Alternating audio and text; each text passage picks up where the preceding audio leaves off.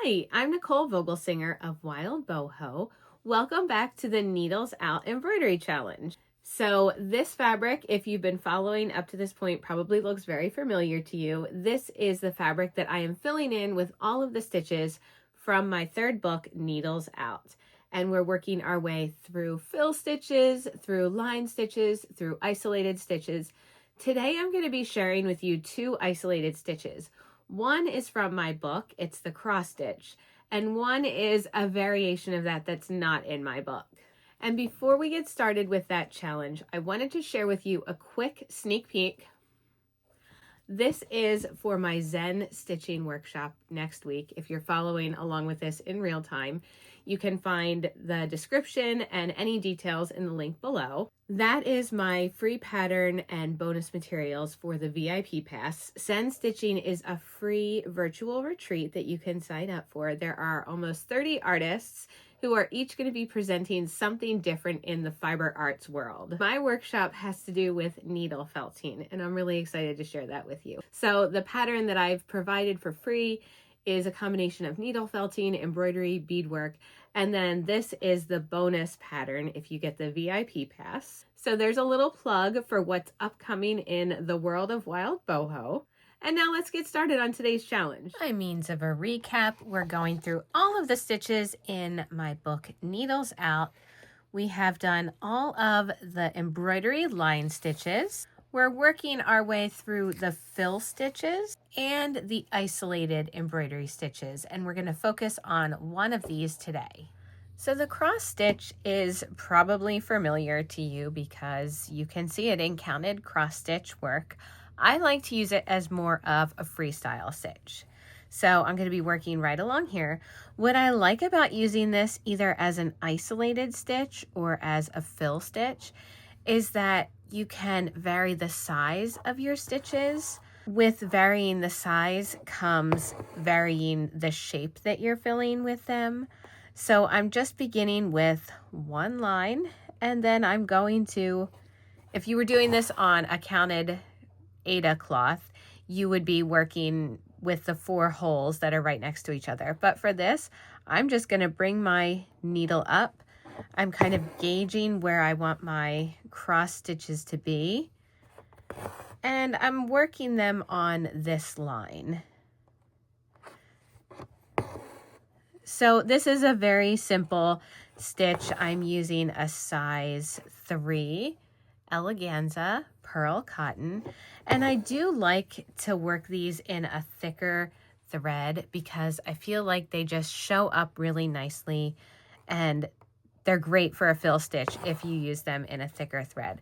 I also feel like for an isolated stitch, using them with a thicker thread really helps them to stand out. So now let's add them to my sampler. So here's the eleganza size 3 pearl cotton. I love using variegated colors for the cross stitch because of the variation in the colors. I just think it's a really great thread to use to give some variety to your stitches. So whenever I can add a variegated thread, I absolutely do that. I'm going to be working, this thread really matches so many of these green sections, and so I'm going to be using them along some of these open areas here. So I'm just going to pick an area, and let's see, I think I'll add my first one in here. Now I'm going to be using these as more of isolated stitches. I'm not going to be filling this whole leaf section. With the next stitch, I'm going to show you how you can add them as a background. And so I'll be adding them to the lighter area. But right now I'm just going throughout here and adding a few of the cross stitches to give it some texture, some visual interest to kind of fill in some of these areas that I'm working with. I can vary the sizes. You might find that if you are filling an area and you're varying the size of your stitches, you might want to size down your thread, because this size 3 pearl cotton, you can see that these stitches are bigger. This is a smaller stitch. I feel like if I were to go any smaller than this, the X of the cross stitch wouldn't stand out great, and I do want the X to stand out. So you can see back on my example, these 3 stitches really show off the X. And when I get smaller than that, it doesn't show off the stitch as well. So it's just something that I'm going to keep in mind as I'm stitching. And I'm going to add a few more of these all over this piece. So I varied the colors, varied the thread weights and the sizes. And you can see how this is really starting to fill this in a cool textural way. And at first glance, you wouldn't know that this is the cross stitch that you're using as a fill stitch. So I love this one as an isolated stitch, as a fill stitch. And now let me show you another really fun twist on the cross stitch. So the next stitch that I'm going to show you is the woven cross stitch. And for this, I definitely recommend using either a size 5 or a size 8 pearl cotton. I don't like using stranded thread with this, so the DMC threads that you would separate, I feel like that one that thread doesn't give you enough definition. So you're going to want a pearl cotton, a thinner thread. And I'm just going to start one here, and I'm going to work this fairly large just so that you can see the stitch being worked up. And again, this is another stitch that you can vary the size, vary how you use it. So you're going to make a cross stitch. Now your second cross stitch is going to layer on top of this. So I'm extending each cross of the cross stitch. Oops, I got the back of my thread through there. Okay, so you're extending each cross. So I'm just bringing my needle up a little beyond that, and I'm going to go a little beyond that one. Now I'm not pulling super tight with this. I want to pull it through the fabric, but I don't want to really pull it hard through the fabric. I want there to be a little bit of lift in the thread. And then my next stitch, I'm bringing up as if I were making the second line of the cross stitch. Accidentally pulled that one a little too tight.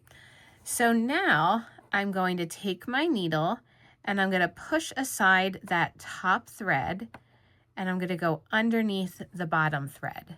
So you're kind of separating your threads. And again, I'm pulling through, but not really pulling very tight.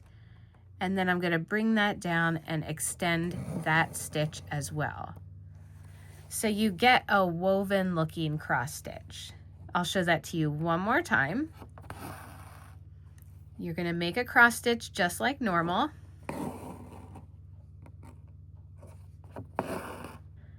And then for your second layered cross stitch, you're extending the arms of that stitch just a little bit, not pulling too tight.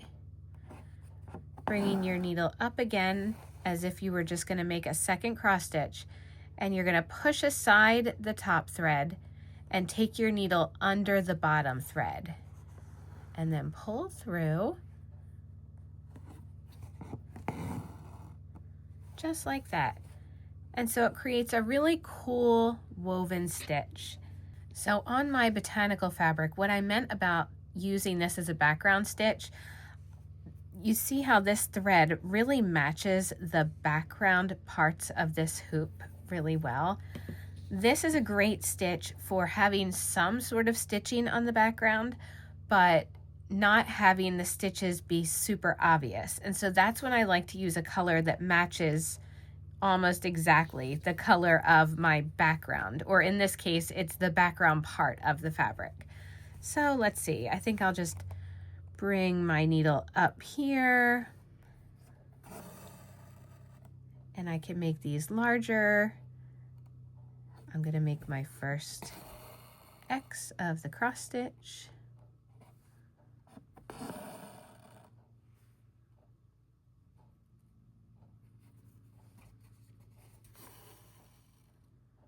And now I'm going to bring my needle up again. Now, sometimes when I'm working super close to the edge of a hoop, to bring my needle up, I have to go under the wooden part of the hoop. So what I do, my little tip for that, I'm taking my needle and I'm kind of shifting it to the side. So I'm not bringing it straight up, I'm bringing it up at an angle to get past that wooden part of the hoop. And then I'm making my stitch. This is how I'm able to stitch so close to the edge on a lot of my pieces. It feels like I'm stitching right up to the edge. It's because I'm kind of shifting around my needle at that point. So now I'm just taking my needle under this one. And then to take it down, I'm kind of taking it down, but I can't go exactly down because there's the wooden part of the hoop. So I'm just shifting it to the side again. And then that's how you work close to the edge. So there's my stitch. You can see as you look at it from a distance, it doesn't really stand out like some of these other stitches, but that's okay because it gives me a little bit of texture on this part of the fabric that I don't want to stand out too much. I want these leaves to be the focal point. So I can add a few of those. I definitely recommend this as a great background stitch and the cross stitch as a great fill stitch. So keep on working those stitches. If you've been sharing your projects in the Facebook group, we all really love seeing them. So keep doing that. Enjoy each other's stitching and keep encouraging one another. I love to see all of your comments on the posts. So until next time, happy stitching.